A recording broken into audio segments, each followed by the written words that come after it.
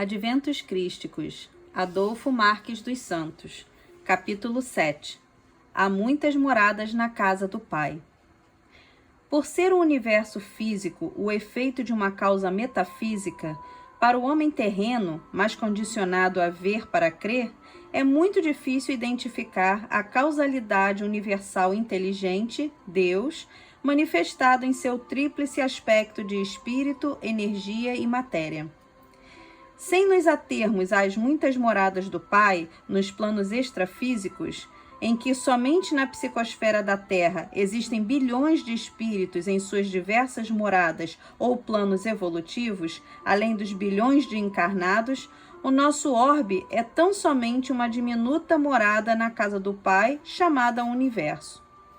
A assertiva do Nazareno Mestre, feita há 2000 anos, embora seja assunto corriqueiro e conhecido pelos povos antigos, daqui a mais um pouco, após a transição do atual ciclo da Terra, principalmente nesta fase em que o planeta está sofrendo a verticalização do seu eixo em relação ao Sol, será rotina, considerando a vinda constante de intraterrenos, interplanetários, interestelares e intergalácticos, visitando-nos em suas espaçonaves, as quais pousarão, sobretudo, nas restingas do nosso globo. A preferência por restingas ou outros lugares abertos, distantes das metrópoles, dos aglomerados humanos, visa a não causar danos ou prejuízos aos humanos terrenos.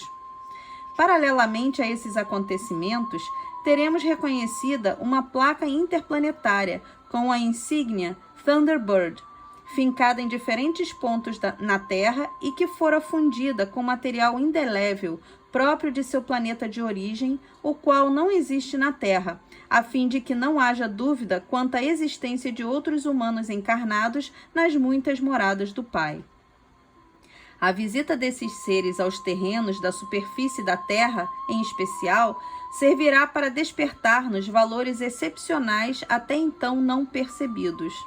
Por se tratar de homens mais evoluídos, mais integrados à pulsação da vida universal, mais experientes de Deus, despertarão em nós, pela convivência, a vontade de abraçar nossos semelhantes terrenos como verdadeiros irmãos, fazendo da fraternidade entre os povos a divina razão de existir, e não mais a guerra como vínculo integral para a disputa de poder e domínio. Assim, a palavra do Nazareno Mestre foi semente plantada há 20 séculos para serem colhidos os seus frutos agora, exatamente quando começará a ter sentido o poema cósmico declamado por ele, o sintetizador sideral do soberano comando terráqueo, o Cristo. Com isso, os adventos crísticos querem revelar ao mundo um Deus de amor e justiça, perseverança, disciplina, progresso, respeito, fidelidade. Um Deus de suave presença e não opressor, não vingativo nem antropomórfico, de forma que todos os seus filhos sintam-se irmãos, independentemente de altitude ou latitude no seu infinito universo. Também querem demonstrar a existência das muitas moradas habitadas por homens, sem jamais lhes imputar a condição de supremo ser, que exige obediência e castigos faltosos ou os ignorantes da pluralidade dos mundos habitados. Querem desarmar o homem para senti-lo e não lhe infundir fobia devido à aproximação divina, uma vez que ele é a eterna fonte, a inesgotável iridescência da bondade e da justiça. O Pai espera dele, do novo homem, do homem cósmico, do homem universalista, o desbloqueio preconceitual, a fim de abrir as suas comportas e sentir intuitivamente a razão maior de sua criação. Espera também, como retorno, a coerência no agir, em suas reflexões, em suas pesquisas para desvendar o seu universo, com lógica nos pensamentos, atitudes e comportamentos dignificantes. Reafirmamos que os adventos crísticos não são endereçados aos religiosos, mas a todos os homens, considerando que todos os seres ascensionados ou a caminho da ascensão correntes filosóficas existenciais, principalmente as científicas, adequam-se agora aos preceitos do divino planejamento, honrando em integração, cooperação, participação e expansão fidedigna, coadunando-se com os superiores ditames para melhor disseminá-los, até mesmo nos longínquos redutos deste planeta onde a fé cristã inexiste. Sagradas Fileiras. Aos poucos, a sagrada mensagem vai impregnando o leitor portador de intenções nobres, de emoções crísticas, e, conforme escreveram as Sagradas Fileiras, o antigo véu perpétuo e diáfano que lhe ocultava os olhos mentais à grandeza cósmica universal, vai se desfazendo em suaves brumas, revitalizando seu intelecto e sua sabedoria. Mais confiante em si mesmo, verá que funciona qual potente receptor intermediário, cujo mecanismo sensível permite chegar a outras mentes prodigiosas a mensagem dos mestres, com clareza e profundidade, independentemente de tempo e espaço. Cabe, portanto, a cada adventista exercitar a sua magnífica antena cósmica e, despido da soberba e da prepotência, humildemente colocar-se a serviço do Eterno Pai. A evidência da pluralidade dos mundos habitados será popularizada agora, no terceiro milênio. Acontecimento no qual não vamos nos deter por ser rotineiro e do conhecimento de muitos, até mesmo dos não iniciados, considerando que consta do Velho Testamento o profeta Ezequiel descrevendo detalhadamente aparelhos voadores pilotados por homens.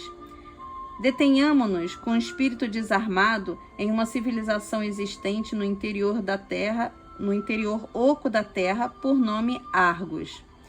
Vamos conversar sobre uma civilização co-irmã, divinamente humana, porque já desintegrou as suas fobias quanto ao sobrenatural e vive naturalmente divinizada. Apesar de altamente técnica, é suficientemente consciente de sua realidade cósmica. Já vive em melhor harmonia com a pulsação do universo, mais distante do mundo de Deus e mais integrada ao Deus do mundo. Uma civilização que se aproxima da fase final do intelecto tecnológico e começa a penetrar em perfeita sintonização na razão espiritual do infinito. Em Argos, as pessoas têm consciência cósmica mais dilatada, alcançaram estados de sublimidade emotiva, o que as levou a uma busca constante da perfeição rítmica da correspondência vibratória com o cosmo. Em suma, o argosiano se encontra em um estágio em que começa a viver a plenitude da vida humana, a caminho de sua integração divina. Nessa parte do nosso planeta, não existem homens moralmente enfermos nem analfabetos espirituais, razão pela qual conseguem entrar na plenitude da vida e sentem que o reino de Deus não vem com observância, nem se pode dizer, ei-lo aqui, ei-lo acolá. O reino de Deus está dentro do homem. Os argosianos medem, em média, 1,5 m a 1,60 m de altura. São pessoas que demonstram muita vitalidade devido não só à alimentação totalmente vegetariana, à base de sucos e essências, como também pelo clima, que é agradabilíssimo, uma vez que a quantidade de calor no interior oco da Terra oscila entre 9 e 20 calorias, em uma atmosfera bem tênue e alimentada por outro sol tecnicamente elaborado pelos cientistas de Argos. Terra Oca tem sido assunto velado através dos séculos e milênios pelos administradores espirituais do nosso orbe. Somente agora os zeladores espirituais que coordenam os grandes eventos do planeta Terra estão permitindo, de maneira lenta e segura, que homens comuns penetrem nos mistérios considerados sagrados a que antes só tiveram acesso os iniciados. Terra Oca não é hipótese, é lei universal. Todos os corpos celestes ficam ocos, de acordo com a idade sideral, seja ele Sol, estrela, planeta ou satélite, vez que a desintegração atômica natural é do núcleo para a periferia. Na antiga Grécia, existiu uma região chamada Argos, a qual, posteriormente, passou a ser chamada de Argólida. Os mais evoluídos que viveram naquela região fundaram a civilização Argos na parte oca da Terra. Com o passar dos séculos e milênios, outros, principalmente aqueles espíritos que vieram de outros orbes do nosso sistema solar e de fora dele, passaram a reencarnar em Argos. Também parte dos espíritos que foram exilados de Capela e espalhados por várias partes da Terra, formando os povos egípcios, árabes, hindus, maias, incas, astecas, lemurianos, atlantes, além de outros de diversos orbes de nosso sistema solar, principalmente de Marte, nosso vizinho, de Júpiter e Saturno, através das encarnações milenares, os quais adquiriram maior grau de consciência em relação aos originários da Terra, passaram a reencarnar em Argos, afastando-se das emoções corriqueiras dos seres humanos comuns. O grau de consciência cósmica atingido por eles ficou muito acima da mentalidade do homem escravo de suas emoções mais instintivas. Está na lei de Deus que, à medida que a alma expande a sua consciência, incorpora em si, nas mesmas proporções, maior volume da consciência divina, entrando em posse de maiores segredos do cosmo. Segundo Ramatiz, aumenta-se-lhe a sensação de presença, alarga-se-lhe o horizonte em todos os sentidos, liberta-se da forma e das condições opressivas da memória temporal e começa a participar em maior amplitude do campo existencial do absoluto. Muitos há que têm olhos e não veem. As mônadas, que por evolução natural nos reinos menores atingiram a graduação hominal na Terra, evidentemente são muito jovens, de poucos milhões de anos terrenos. Em outras palavras, para as mônadas que deixaram de pertencer ao espírito grupo do animal e que passaram a graduação hominal na Terra, na condição de habitat original, é normal não comungarem com a pluralidade dos mundos habitados. Ainda não possuem intuição pura.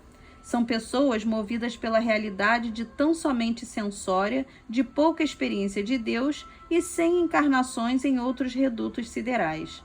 Na verdade, essas pessoas espíritos não podem conceber uma experiência que ainda não viveram, pois negar é não encontrar eco em sua própria essência.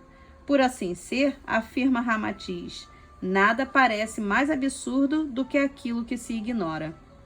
A intuição pura é a aquisição dos mais experientes, dos que já transitaram pelo espaço sideral, habitando as muitas moradas do Pai através das reencarnações.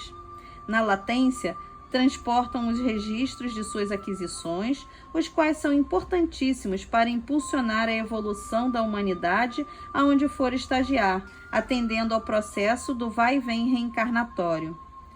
Gradualmente, através desses impulsos internos de nossa alma, estes apontamentos vão auxiliando na abertura de nossas percepções extrasensoriais, e o que antes parecia tão verdadeiro, tão real, tão maciço e intransponível, observado agora com mais acuidade e melhor equipamento, é visto como se fosse outro universo muito mais abrangente.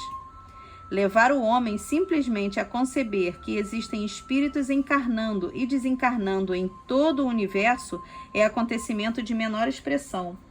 O que os adventos pretendem é ampliar nossa percepção para compreendermos a razão de existirmos como criaturas de Deus. Aonde Deus quer chegar com a sua criação?